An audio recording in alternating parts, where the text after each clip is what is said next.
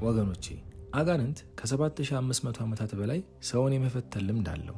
ስለዚህ የምንፈተነው በለማጅ ሳይሆን መፈተንና ፈተናን እንደ ሥራ በያዘው ታላቅ ልምድ ባለው መሆኑን እንዳትዘነጉ። አጋንንት የማይጨበጥ ስለሆነ በማይጨበጥ ፈተና ግራ ያጋባናል። በጸሎት ሰዓት ሆዳችን የሚነፋን የሚቆርጠን፣ ምናልባትም የበላነው ሳይስማማን ቀርቶ ሳይሆን በሰውነታችን ውስጥ ያለው አጋንንት ሲጨንቀው የሚያመጣብን ፈተና ነው። ወገኖቼ ይህ የሆድ መነፋት ወደ ግሳትም ሊቀየር ይችላል። ይህ ሁሉ የአጋንንቱን መጨነቅ ነው በራሳችን ላይ የምናየው። ሳናስበውና መቆጣጠር በማንችለው መልኩ በተደጋጋሚ ሊያስጋሳን ይችላል። እኛም በየዋህነት ከጨጓራ ህመም ጋር እናያይዘዋለን። በነገራችን ላይ በሰው ተንኮል የተመተተበትን የተደገመበትን ነገር ከበላን በከፍተኛ ሁኔታ በሰው ፊት እስክንሳቀቅ ድረስ ግሳት ሊታይብን ይችላል። አንዳንዴም ሆዳችን ውስጥ አውሬ ያለ ይመስል ይጮሃል። ሆዳችን እንደ ክረምት ነጎድጓድ ያጉረመርማል። አንዳንዶች በስብሰባ ላይም ሆነ ከሰው ጋር በሚጫወቱበት ወቅት ሆዳቸው ድንገት ይጮሃል። ማቆምና መቆጣጠርም አይቻላቸውም። ወገኖቼ እንደዚህ አይነቱ ክስተት አጋንንቱ ከሰው ጋር እንዳንቀላቀል ለማድረግ የሚጠቀምበት ዘዴው ነው።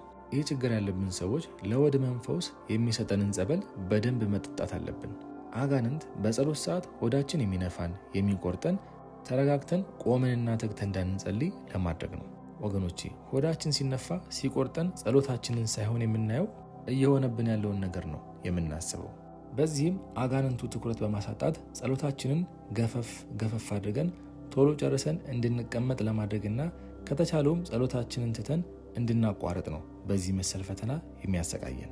ምናልባት ሆድ መነፋቱን ብንቋቋምም የሆድ መነፋቱ ወደ ፈስ በመቀየር ሊያስፈሳንና በጸሎታችንም እንድንሸማቀቅ ያደርገናል።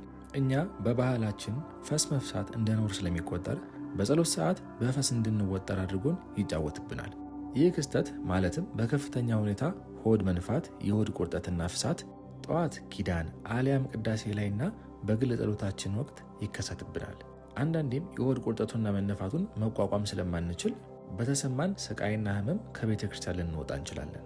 በተለይ ሴቶች ማህፀናቸው አካባቢ ከፍተኛ ቁርጠት፣ የወገብ ህመም፣ የማቅለሽለሽና የማስመለስ ሁኔታ ይታይባቸዋል። ወንዶችም ከእምብርት ጀምሮ ቁርጠትና የህመም ስሜት ይሰማቸዋል።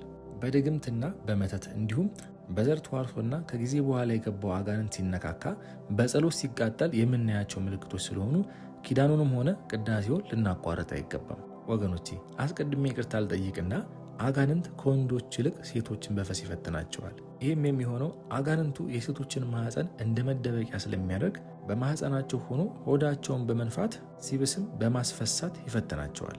ሴቶች ስለሆኑ ምንተ እፍረት ስለሚይዛቸው አጋንንቱ በቀላሉ እንዲሳቀቁ ያደርጋቸዋል። ወገኖቼ መረሳት የሌለበት ድግምት ያለበት ሰውም ቢሆን ለፈስ የተጋለጠ ነው። በተለይ ባለው ነገር በምቀኝነት የተደገመበት ሰው ከሆነ ከማህበራዊ ህይወት እንዲገለል ለማድረግ ባልታሰበ ሰዓትና ቦታ ሊፈሳ ይችላል። ሴቶችም ወንድ ጋር እንዳይቀርቡ ቢቀርቡም እንዲሸሹ የፈስ ድግምት ይደገምባቸዋል። ወገኖቼ ልብ በሉ።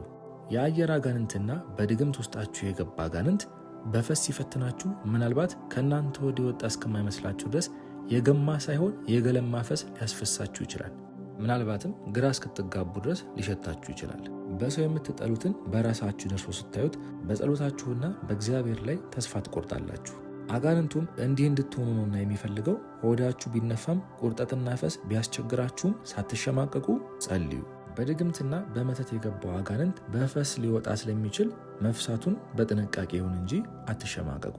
የአየር አጋንንት በጸሎት ህይወታችን ምናልባትም ለሰው ማስረዳትና ለመግለጽ በማንችለው ደረጃ ይፈትነናል። የሚገርመው ብዙዎች እነሱ ብቻ በልዩነት እየተፈተኑ ይመስላቸዋል። ስለማንናገር ነው እንጂ መልኩን ቢቀይርም የፈተናችን ዘውግ አንድ አይነት ነው። የሚያሳዝነው ሚሊዮኖች በጸሎት ሰዓት ልባቸው በሀሳብ እየተሰረቀ ጸሎታቸው በማይፈልጉት ነገር እየተዘባረቀ ይቸገራሉ።